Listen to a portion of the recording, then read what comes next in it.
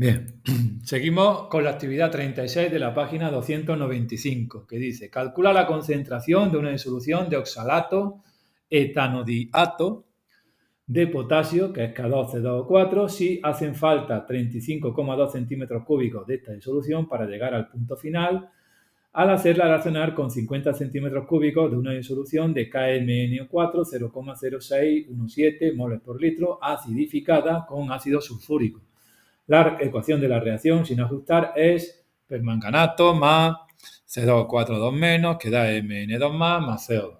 Bien, pues está típico ejercicio de examen, de eso, de ajustar, donde hay que ajustar una reacción redox mediante el método del ion-electrón y luego hacer un cálculo de la concentración de una disolución a partir de los de la otra, usando estequiometría, problemas de estequiometría, de moles y historias que ya sabéis. Lo primero es que el medio es ácido. El medio es ácido porque nos lo ponen que tenemos ácido sulfúrico. Y es un ácido fuerte. Tenemos permanganato que da más C2O4 menos. Entonces, el permanganato, el manganeso pasa de más 7 a más 2, se ha reducido.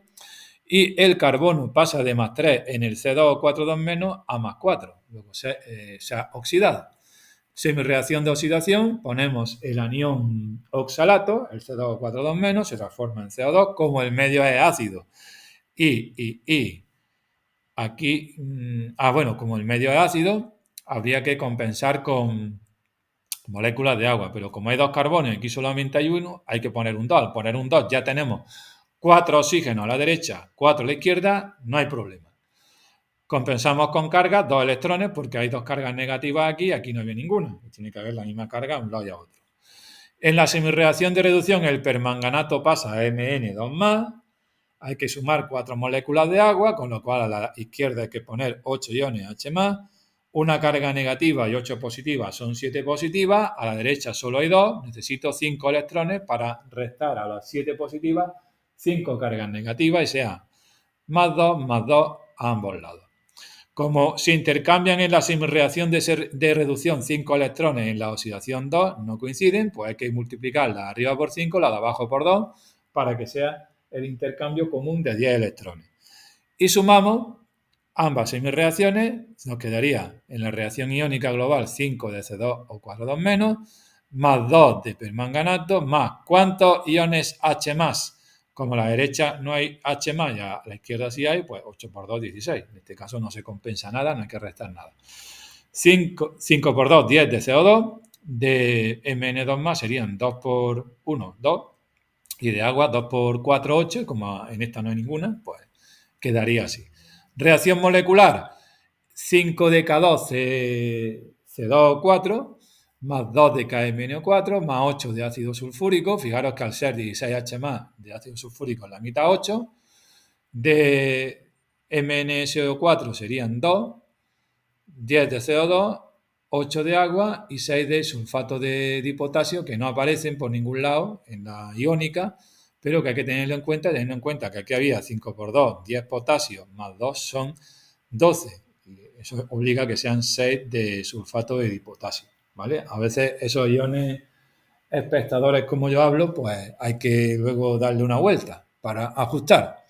Total, con la concentración de permanganato y el volumen de permanganato, como siempre, calculo los moles de permanganato. Concentración por volumen, no me equivoco con las unidades, ¿vale? El volumen hay que pasarlo a litros, que no se nos olvide nunca. Y luego comparo el permanganato que está aquí con el oxalato, ¿vale? El oxalato, el número de moles es 5 medios del número de moles del KMnO4. Por lo tanto, multiplico 5 medios, que es 2,5, por 3,09 por 10 elevado a menos 3, ya tendría los moles de dicromato y como me piden la concentración de esa disolución, pues esos moles entre el volumen de disolución de dicromato que me dijeron inicialmente que eran esos 35,2 centímetros cúbicos pasados a litros. Divido y ya tengo la concentración en moles por litro de eso que me decían que era el etanodiato de potasio o oxalato de potasio, actividad 36. La siguiente actividad es la número 37. ¿Vale? La 37 dice, cuando una cinta, estaba ya sobre pila galvánica, Cuando una cinta de magnesio se coloca en una disolución de sulfato de cobre 2 se forma cobre metálico y el magnesio se disuelve. Escribe las ecuaciones correspondientes a las semireacciones en este proceso y la ecuación de la reacción global. Bueno, me están diciendo que el magnesio se disuelve, luego el magnesio pasa de magnesio a magnesio 2+, se está oxidando, sería la reacción de semireacción de oxidación, y me están diciendo que se deposita cobre metálico, luego el cobre 2+ pasa de cobre 2+ de la disolución a cobre, se está reduciendo. Será la semireacción de reducción, dos electrones, todo ajustado, sumo y tengo la reacción iónica y la reacción global es magnesio más sulfato de cobre, sulfato de magnesio más cobre sólido. No aparece el sulfato, ese anión espectador, digamos, en la reacción iónica, pero luego en la global sí. Apartado B. Dibuja el esquema de una pila basada en esta reacción que contenga un puente salino. No vamos a hacer dibujos de pilas porque no se piden, porque no es plan de estar haciendo dos vasitos, un tubo en un invertido, etcétera, ¿no? Indicar el electrodo que es el cátodo y el ánodo. Eso ya sí, el ánodo es donde se produce la oxidación y como se oxida el magnesio, pues es el ánodo. Además, el electrodo negativo, puesto que es una pila galvánica. Y el cátodo, donde ocurre la reducción, que es el cobre. Y el positivo, puesto que es pila galvánica nuevamente. Lo único que aquí nos hemos hecho es el dibujo, pues para ahorrarnos dibujar, ¿vale? Vamos ahora con la 38. Y se considera una pila en la que la reacción que se produce es plomo sólido más cobre 2+, disolución acuosa, da lugar a plomo 2+, disolución acuosa más cobre sólido. Escribe las ecuaciones de las semireacciones que tienen lugar en cada semipila. Pues se oxida el plomo de plomo a plomo 2+, y se reduce el cobre de cobre 2+ a cobre, con los dos electrones que hay que colocar para que esté ajustada la carga, etcétera, ¿no? Apartado B dibuja un esquema de la pila. Nuevamente no ponemos esquema de la pila. Indicar el ánodo del cátodo y lo del sentido del movimiento de los electrones no lo vamos a poner, puesto que no hacemos dibujo. Está granizando, por cierto, mientras estoy hablando. Movimiento de los electrones o de los iones en la solución, en fin, eso no. El ánodo es el electrón negativo, pila galvánica, donde ocurre la oxidación. ¿Y cómo se oxida el plomo? Pues el plomo. El cátodo, donde ocurre la reducción, que en este caso era el cobre, que pasaba de cobre 2+ a cobre. Y el polo positivo porque estamos en pila galvánica. Ahora, el apartado C ya sí es lo importante que hay que hacerlo. Escribe la notación de la pila. La notación de la pila es primero el ánodo, donde ocurre la oxidación de plomo a plomo 2+, como estáis viendo. Después la doble raya que representa al puente salino. Y después se pone el cátodo con la reducción de cobre 2+ a cobre, con los estados de agregación. Y en último lugar se indica el potencial estándar o la fuerza electromotriz estándar de la pila, que se calcula ¿cómo? Pues hay que consultar, si no me lo dan en el enunciado, que no lo daban, pero lo tenemos en el libro y en el examen se daría como dato, el potencial estándar de reducción del plomo 2+ a plomo y del cobre 2+ a cobre, menos 0,13 y 0,34 voltios respectivamente. ¿Cuál de los dos es el mayor de todos? El del cobre, que además es el cátodo. Pues el potencial estándar de la pila será potencial estándar del cátodo menos el ánodo, o sea, 0,34 menos 0,13. 0,47 voltios, esa es la fuerza electromotriz estándar de nuestra pila. ¿Vale? Ahora nos vamos a la actividad 41, que nos dice, se quiere construir una pila basada en los pares R2 que tenemos representados, aluminio 3+, aluminio y ZN2+, ZN, sólido. ¿Vale? Dibuja el esquema de la pila, escribe su notación y calcula la fuerza electromotriz estándar. Toma los datos de la tabla de potenciales estándar. Bueno, el esquema no hay que hacerlo, lo que sí hay que hacer siempre, se os va a pedir, os lo voy a pedir, tenéis que enteraros bien de cómo se hace, es lo de la notación de la pila.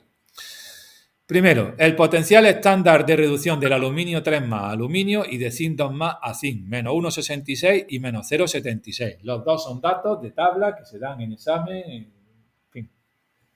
Para hacer el ejercicio se mira en el libro. De los dos números, ¿cuál es el mayor o cuál es el menos negativo?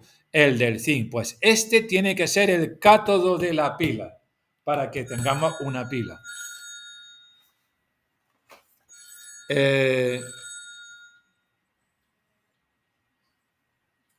una llamada tengo que parar. Voy a terminar el vídeo este, que va a ser más corto, y ahora después retomaré con el siguiente ejercicio, pero este lo termino. Entonces, el cátodo a la fuerza tiene que ser el zinc, ¿de acuerdo? Porque tiene el potencial de reducción más grande y es quien se va a reducir, mientras que el otro va a ser el ánodo, donde va a ocurrir la oxidación. Entonces, en el esquema de la pila, yo sé que el aluminio se oxida, de aluminio a aluminio 3 más. Empezamos así la notación de la pila, puente salino con la doble línea vertical y después el cátodo a la derecha con la reducción de zinc 2 más a zinc. La fuerza electromotriz de la pila, potencial del cátodo menos 0,76 menos el del ánodo, menos 1,66. Hago la suma, o la resta, mejor dicho, y sale 0,9 voltios. Esa sería mi pila. Y tiene que ser forzosamente el ánodo, el aluminio, no el zinc. Si lo pusiéramos al revés, la fuerza electromotriz, en lugar de salir positiva, saldría negativa. En el apartado B, esta es una pequeña novedad, entre comillas, que no es difícil de entender. Nos piden, dibuja el diagrama de potenciales de reducción que permite visualizar la fuerza electromotriz estándar de la pila. Bien, en un diagrama donde la fuerza electromotriz estándar en voltios iría en el eje vertical, el cátodo, bueno, tenemos 0 voltios, por debajo el cátodo con su potencial estándar menos 0,76 y el ánodo con un potencial más negativo todavía. La diferencia entre estos dos valores sería la fuerza electromotriz estándar de la pila, 0,9 voltios. Ya no grabo más en este vídeo porque me han llamado y tengo que atender la llamada. Paro y luego sigo con la actividad 42.